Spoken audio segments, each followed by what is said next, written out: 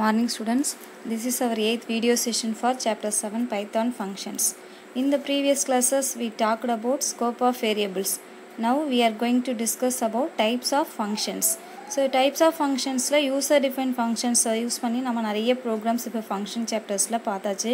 So lambda functions பத்தி நம்ம பார்த்தாச்சு. So இன்னும் balance வந்து 2 types of functions இருக்கு. So அதுல built-in and mathematical functions பத்தி இப்ப பார்க்கலாம். So built-in mathematical functions அதாவது functions using libraries அப்படினு சொல்லுவோம். So இதுல வந்து என்னென்ன mathematical functions எல்லாமே நம்ம யூஸ் பண்ணலாம் அப்படினு பார்க்கலாம். So functions இங்க நிறைய functions கொடுத்திருக்கேன். இந்த ஒவ்வொரு function உடைய description என்ன, அதுக்கான syntax என்ன, அதுக்கான examples என்ன அப்படின்றத நம்ம இப்ப பார்க்க போறோம். So இப்போ functionsல first பாத்தீங்கன்னா ABS அதாவது absolute value அப்படிங்கற function பத்தி பார்க்க போறோம். So அதோட description என்ன அப்படினா returns an absolute value of a number. The argument may be an integer or floating point number. So நம்ம கொடுக்கிற number integer ஆவும் இருக்கலாம், floating number ஆவும் இருக்கலாம். So integer அப்படினா whole number, floating அப்படினா decimal points ஓட இருக்கும் அப்படின்றது நமக்கு தெரியும் இல்லையா? So integer number இருந்தாலும் சரி, floating number இருந்தாலும் சரி, so the value absolute value மட்டும் நமக்கு print பண்றதுக்கு இந்த functions நம்ம யூஸ் பண்ண போறோம். ஓகே. So இதுக்கான syntax பாருங்க. absolute அதாவது ABS அப்படிங்கற ஸ்பெல்லிங்ல தான் கொடுக்கணும். So நமக்கு வந்து bracket குள்ள பாத்தீங்கன்னா ஒரு வேரியபிளை நம்ம அசைன் பண்ணிக்கலாம். x அப்படி நான் ஒரு வேரியபிள் எடுத்துட்டேன். இப்போ ஒரு ஸ்மால் எக்ஸாம்பிள் பார்க்கலாம். x equal to 20, y equal to minus 23.2. So x and y ன்னு சொல்லிட்டு 2 வேரியபிள் எடுத்தாச்சு. So அந்த 2 வேரியபிளுக்கு நான் வேல்யூ வந்து அசைன் பண்ணிருக்கேன். x equal to 20 அப்படின்றது integer value. y equal to minus 23.2 அப்படின்றது floating point value. Okay. So இப்போ இந்த ரெண்டு வேல்யூமே print பண்ண சொல்லலாம். இந்த functions நம்ம யூஸ் பண்ணிக்கலாம் வாங்க. So print function குள்ள நான் x equal to so y equal to அப்படினு சொல்லிட்டு நம்ம அசைன் பண்ணியாச்சு. இப்போ நம்மளுடைய function நேம் என்ன absolute இல்லையா? So absolute valueன்றதால ABS போட்டு x உடைய வேல்யூ and y உடைய வேல்யூ நம்ம print பண்ணனும் நான் இப்ப கொடுத்தாச்சு. இப்போ நமக்கு அவுட்புட் என்ன கிடைக்கும்? So அப்படினா x equal to 20, y equal to so absolute value அப்படினும்போது நீங்க நெகட்டிவ் நம்பர்ல கொடுத்தாலும் அது என்ன பண்ணும் அப்படினா பாசிட்டிவ் வேல்யூவா தான் கன்சிடர் பண்ணிக்கும். ஓகே. So y ஓட வேல்யூ -23.2 நம்ம கொடுத்திருக்கோம். ஆனா நமக்கு அவுட்புட் பாருங்க y equal to 23.2 ன்னு கிடைச்சிருக்கு. So நெகட்டிவ் வேல்யூவை அது பாசிட்டிவா கன்சிடர் பண்ணிச்சு. இதுதான் வந்து absolute value absolute function. Okay. So next பாத்தீங்க அப்படினா ORD அதாவது ordinary functionsனா என்ன அப்படினு பார்க்கலாம். So returns the ASCII value for the given Unicode character. This function is inverse of character functions. So என்ன சொல்லிருக்காங்க? return the ASCII value for the given Unicode character அப்படினு சொல்லிருக்காங்க. So இதுக்கான syntax பாருங்க. ORD ordinary அப்படின்றத ORD ன்னு கொடுத்துருவோம். So C அப்படினு அவங்க ஒரு வேரியபிள் அசைன் பண்ணியாச்சு. அத ஆர்குமென்ட் அசைன் பண்ணியாச்சு. இப்போ நம்ம எக்ஸாம்பிளுக்கு வரலாம். எக்ஸாம்பிள் பாருங்க. C equal to single quotation குள்ள என்ன பண்ணிருக்கோம் அப்படினா small letter a யூஸ் பண்ணிருக்கோம். சோ இந்த மாதிரி character யூஸ் பண்ணோம் அப்படினாலே single quotation குள்ள தான் நம்ம யூஸ் பண்ணனும். Okay. So c equal to a அப்படினு கொடுத்தா c equal to நீங்க a க்கு என்ன வேல்யூ கொடுக்குறீங்களோ அதை அப்படியே அசைன் பண்ணிக்கோங்க. For example a equal to 5 அப்படினு கொடுத்தீங்கன்னா c equal to 5 அப்படினு எடுத்துக்குவோம்.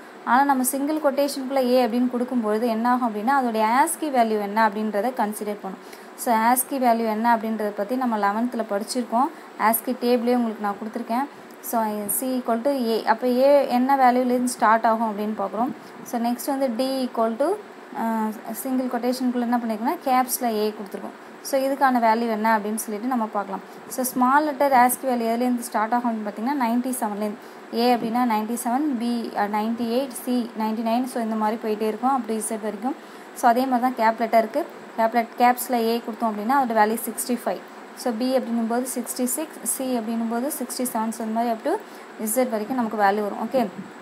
So இந்த மாதிரி சிம்பல்ஸ்க்கு நம்பர்ஸ்க்கு பங்க்சுவேஷன் சிம்பல்ஸ்லாம் இருக்கு இல்லையா அதுக்கு எல்லாத்துக்குமே ASCII வேல்யூவை நம்ம 11th ல படிச்சிருக்கோம். ஸோ புக்கில் அந்த டேபுலர் காலம் இருக்கும். ஸோ அதை வந்து செக் பண்ணிக்கோங்க. ஸோ இப்போ பாருங்கள். So print c equal to ordinary of c அப்படின்னு நம்ம கொடுத்தாச்சு. ஸோ இப்போ சிக்கான வேல்யூ என்ன? ஸ்மால் லெட்டர் ஏனா ஏவோட ASCII வேல்யூ என்னன்னு சொன்னால் 97. அப்போ c equal to 97 அப்படின்னு நமக்கு அவுட்புட் கிடச்சிச்சு. அதே மாதிரி d equal to கேப்ஸில் என்ன பண்ணியிருக்கோம் ஏன்னு கொடுத்துருக்கோம் இல்லையா. அப்போ ஏவோட ASCII வேல்யூ என்ன? 65. அப்போ நமக்கு d equal to என்னன்னு கிடச்சிருக்கு அப்படின்னா 65 அப்படின்ற ஆன்சர் நமக்கு கிடச்சிருக்கு. ஓகே. இங்கே பிரிண்டில் நான் a equal to variable assign பண்ணதால் அது a equal to வந்திருக்கு. நீங்கள் d equal to போட்டிங்கன்னா d equal to வரும். ஓகே. ஸோ அந்த மாதிரி இது வந்து நம்மளுடைய மெசேஜ் தான். அந்த பிரிண்ட்டில் கொடுத்துருக்கிறது நான் டபுள் கொட்டேஷனுக்கு கொடுத்துருக்கிறது எல்லாமே நம்மளுடைய மெசேஜ் இல்லையா. ஸோ அங்கே நான் a equal to கொடுத்ததால இங்கே a equal to 65 அப்படின்னு கொடுத்துருக்கோம். ஓகே. நீங்கள் d equal to போட்டுக்கோங்க. ஓகேவா. ஸோ நெக்ஸ்ட் வந்து character functions. So return the Unicode character for the given ASCII value. So this function is inverse of ordinary functions. So முன்னாடி பார்த்தது ordinary function என்ன சொல்லிருக்கோம், this function is inverse of character function அப்படின்னு சொன்னோம். ஏன் அப்படின்னா நாம கொடுத்துருக்கிற கேரக்டர்லேருந்து ASCII வேல்யூவை பிரிண்ட் பண்ணுற மாதிரி பார்த்தோம். இப்போ கேரக்டர் ஃபங்க்ஷன் என்ன அப்படின்னா நம்ம ASCII வேல்யூ கொடுத்தாச்சு, ஸோ அதோடைய ASCII கேரக்டர் என்ன அப்படின்றதான் நம்ம பிரிண்ட் பண்ணுறது. அதனால தான் இது வந்து இன்வர்ஸ் ஆஃப் ஆர்டினரி ஃபங்க்ஷன் அப்படின்னு சொல்கிறோம். ஓகே, ஸோ இதுக்கு சின்டெக்ஸ் பாருங்கள், கேரக்டர் ஆஃப் 5 CHR அப்படின்ற ஃபங்க்ஷன் நம்ம கொடுத்துக்கணும். இப்போ C = 65, D = 43 அப்படின்னு கொடுத்தாச்சு. C = 65 அப்படின்னா ஏற்கனவே நான் என்ன சொன்னேன், ASCII வேல்யூ கேப்ஸில் ஏவோட வேல்யூ தான் வந்து 65. ஓகேவா, இப்போ பிரிண்டில் பாருங்கள். ஸோ கேரக்டர் சீன் கொடுக்கும்போது சியோட வேல்யூ என்ன நமக்கு 65 அப்படின்றதால ஸோ அதோட வேல்யூ வந்து ஏ அப்படின்னு நமக்கு பிரிண்ட் வந்திருக்கு. Next D = 43. ஸோ 43ன்னும் போது அது வந்து ப்ளஸ்ஸுக்கான வேல்யூ, ப்ளஸ் அப்படின்ற சிம்பிளுக்கான வேல்யூ. ஸோ இதையும் நல்லா நோட் பண்ணி வச்சுக்கோங்க. ஓகே, ஸோ இதில் வந்து அடிக்கடி கேட்கக்கூடியது கேப்ஸ் ஏ கேட்பாங்க, அது மாதிரி ஸ்மால் ஏ கேட்பாங்க, அடுத்து ப்ளஸ் கேட்பாங்க. நெக்ஸ்ட் வந்து எம்டி ஸ்பேஸ், ஒயிட் ஸ்பேஸ் இருக்கு இல்லையா, ஸோ ஒயிட் ஸ்பேஸ் வேல்யூ கேட்பாங்க. ஸோ அதோட வேல்யூ என்ன அப்படின்னா 32. ஓகே, ஸோ ஜீரோக்கான வேல்யூ என்னன்னு கேட்பாங்க. ஜீரோக்கான வேல்யூ 48. ஓகே, 48ன்னு நினைக்கிறேன். நீங்கள் அந்த ASCII டேபிளில் பார்த்துக்கோங்க நல்லா. ஓகேவா, ஸோ இதெல்லாம் 1 மார்க்ஸில் கேட்பாங்க, அதனால தான் சொல்கிறேன். ஓகே, ஸோ நெக்ஸ்ட் பார்க்க போகிறது பைனரி ஃபங்க்ஷன். ஸோ பின் அப்படின்ற ஸ்பெல்லிங்கில் நம்ம யூஸ் பண்ணுவோம். So returns a binary string prefixed with, so prefixed with 0 B, 0 கிடையாது ஆக்சுவலாக, அது பைனரின்றதால OB. Okay, so for the given integer number. So format function can also be used instead of this function. So இப்போ அந்த பைனரியில் பாருங்கள், so நம்ம கொடுக்குற அந்த வேல்யூவை அது என்ன பண்ணோம் அப்படின்னா பைனரி வேல்யூவாக கன்சிடர் பண்ணிவிடும். ஓகே, ஸோ பைனரி அப்படின்னும் போதே பிட்ஸ் அப்படின்னு சொல்லுவோம் இல்லையா, அந்த ஷார்ட்டஸ்ட் ஃபார்ம் ஆஃப் பைனரி டிஜிட்ஸை வந்து நம்ம பிட்ஸ் அப்படின்னு சொல்லுவோம். 0 அதோட பேஸ் வேல்யூ என்ன அப்படின்னு பார்த்தீங்கன்னா 2 வேல்யூ, அதாவது 0 and 1. ஸோ இந்த 2 நம்பர்ஸை நம்ம எடுத்துக்கிட்டோம் அப்படின்னா ஸோ 2 வேல்யூ கிடைக்கிறதால பைனரியோடைய பேஸ் வந்து நமக்கு 2. ஓகே, ஸோ இப்போ ஒரு ஸ்மால் எக்ஸாம்பிள் பார்க்கலாம். So x = 15, y = 101. இப்போ பிரிண்டில் பாருங்கள் 15 இன் பைனரி. ஸோ பைனரி எப்படி கன்வெர்ட் பண்ணுவோம், so binary of x. So நம்ம வந்து இது 11th சம்ஸ் எல்லாமே நம்ம பார்த்துருக்கோம் ஒரு சாப்டரில். ஸோ இந்த சம்ஸ் வேணும்னாலும் நான் கொடுக்குறேன் பாருங்கள். So 15 in binary. Okay, so இந்த 15 நம்ம வந்து கன்வெர்ட் பண்ணோன்னா எப்படி இருக்கும் அப்படின்னா ஸோ 15 என்ன பண்ண போகிறோம், பைனரியாக கன்வெர்ட் பண்ண போகிறோம். 15 அப்படின்ற நம்பர் என்ன அப்படின்னா அது வந்து decimal number. Okay, so decimal to binary அப்படின்னும் போது 15 நம்ம என்ன பண்ணணும்னா டிவைட் பண்ணணும். எதால் டிவைட் பண்ணோன்னா பைனரியுடைய பேஸ் என்ன, ஸோ 2 இல்லையா, ஸோ அப்போ 2ஆலே நம்ம வந்து டிவைட் பண்ணணும். ஓகே, இப்போ நம்ம டிவைட் பண்ணும்போது பார்த்தீங்கன்னா 15. ஸோ 15 சைடில் நான் கொடுக்குறேன். ஸோ 2ஆல் டிவைட் பண்ணிங்கன்னா என்ன வரும், 7 2s are 14, so balance 1. So 2, so 3 2s are 6, balance 1. So திரும்ப 2ஆல் டிவைட் பண்ணும்போது 1 2 ஸ்டோர்லையா, ஸோ பேலன்ஸ் 1. ஸோ நம்ம லாஸ்ட்டில் இந்த லோயஸ்ட் வேல்யூலேருந்து நம்ம எடுக்கும்போது நமக்கு என்ன வேல்யூ கிடைக்கும், 1 1 1 1 அப்படின்னு கிடைக்கும். ஓகே, ஸோ இதுக்கு முன்னாடி பார்த்தீங்கன்னா 0, அதாவது OB அப்படின்றத நம்ம ஜாயின் பண்ணிக்கணுன்றாங்க. ஓகே, ஸோ இப்படி தான் பிரிண்ட் பண்ணுவோம். ஏன் அப்படின்னா அது பைனரி நம்பர் அப்படின்னு ஐடென்டிஃபை பண்ணுறதுக்காக ஸோ நாம் இந்த மாதிரி பிரிண்ட் பண்ண சொல்கிறோம். ஓகே, ஸோ இதான் வந்து இதோடைய ரிசல்ட். ஸோ சேம் y = 101 அப்படின்னு கொடுத்துருக்கோம். ஸோ பிரிண்டில் பாருங்கள் 101 in binary, so binary of y. So இந்த 101 பார்த்தீங்கன்னா ஸோ இந்த சம் மேலே கொடுத்துருக்கோம் இல்லையா, அதே மாதிரி தான் அந்த சம் மாதிரி பைனரி பேஸ் வேல்யூ என்னது 2. பேஸ் வேல்யூன்னு சொல்லலாம், அப்படி இல்லாட்டி ரேடிக்ஸ் வேல்யூன்னு சொல்லலாம். ஓகே, ஸோ இந்த 2ஆலே டிவைட் பண்ணால் நமக்கு என்ன ஆன்சர் கிடைக்கும் அப்படின்னா 11000101 அப்படின்னு கிடைக்கும். ஓகே, ஸோ இந்த மாதிரி பைனரி வேல்யூவை கன்வெர்ட் பண்ணுறதுக்காக தான் நம்ம இந்த பின் ஃபங்க்ஷனை நம்ம யூஸ் பண்ண போகிறோம். ஓகே, இது வந்து பார்த்திங்கன்னா இதுக்கு பதிலாக நம்ம ஃபார்மேட் ஃபங்க்ஷன்ஸ் கூட நம்ம யூஸ் பண்ணிக்கலாம். ஸோ ஃபார்மேட் ஃபங்க்ஷன்ஸ் பற்றி அப்புறம் பார்க்கலாம். ஸோ இப்போ வந்து டைப் ஃபங்க்ஷன்ஸ் அப்படின்னா என்னன்னு பார்க்கலாம். ஸோ இந்த டைப் ஃபங்க்ஷன்ஸில் பாருங்கள், ஸோ என்ன டைப் ஆஃப் வேரியபிள் நம்ம யூஸ் பண்ணுறோம் அப்படின்றத நமக்கு பிரிண்ட் பண்ண தான் இந்த டைப் ஃபங்க்ஷன் நாம் யூஸ் பண்ண போகிறோம். இப்போ எக்ஸாம்பிள் பார்க்கலாம். ஸோ ஃபர்ஸ்ட் வந்து டெஸ்கிரிப்ஷன் என்னன்னு சொல்லிடுறேன். So returns the type of object for the given single object. This function use with single object parameter அப்படின்னு சொல்லிட்டாங்க. இப்போ டைப், ஸோ ஆப்ஜெக்டோடைய நேமை நம்ம இங்கே கொடுத்துடணும். ஸோ இதான் வந்து இதோடைய சின்டெக்ஸ். இப்போ பாருங்கள், x = 15.2 அப்படின்னு நம்ம ஒரு வேல்யூ கொடுத்தாச்சு. y சிங்கிள் கொட்டேஷனுக்குள்ளே ஸ்மால் லெட்டர் a கொடுத்துருக்கேன். அடுத்து s = true அப்படின்னு ஒரு வேல்யூ அசைன் பண்ணியிருக்கோம்.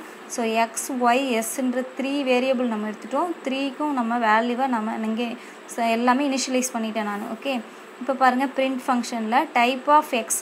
ஸோ டைப் கொடுத்துட்டு ப்ராக்கெட்டில் ஆப்ஜெக்ட் கொடுக்கணும்னு சொன்னாங்க இல்லையா. ஸோ ஆப்ஜெக்ட் நம்ம ஃபஸ்ட்டு எடுத்துக்கிட்டு எக்ஸ்ன்ற வேரியபிளை ஃபஸ்ட் ஆப்ஜெக்டாக எடுத்துக்கலாம். ஸோ அப்போ எக்ஸ். ஸோ நெக்ஸ்ட் பிரிண்டில் ஒய்ன்ற ஆப்ஜெக்ட், நெக்ஸ்ட் பிரிண்டில் பார்த்தீங்கன்னா எஸ்ன்ற ஆப்ஜெக்ட் எடுத்துட்டோம். ஸோ இது ஃபஸ்ட்டு எக்ஸ்ன்றது நான் எப்படி இருக்குது பாருங்கள், நம்பரில் இருக்குது. நம்பர் எப்படி இருக்குன்னா டெசிமல் நம்பரில் இருக்குது. டெசிமல்னால் அது ஃப்ளோட் இல்லையா? ஸோ அப்போ அது என்ன டைப் அப்படின்னா ஃப்ளோட் டைப் அப்படின்னு நமக்கு தெரியும். நெக்ஸ்ட் வந்து ஒய் ஈக்குவல் டு சிங்கிள் கொட்டேஷனுக்குள்ளே நம்ம வந்து ஏ கொடுத்துரும்.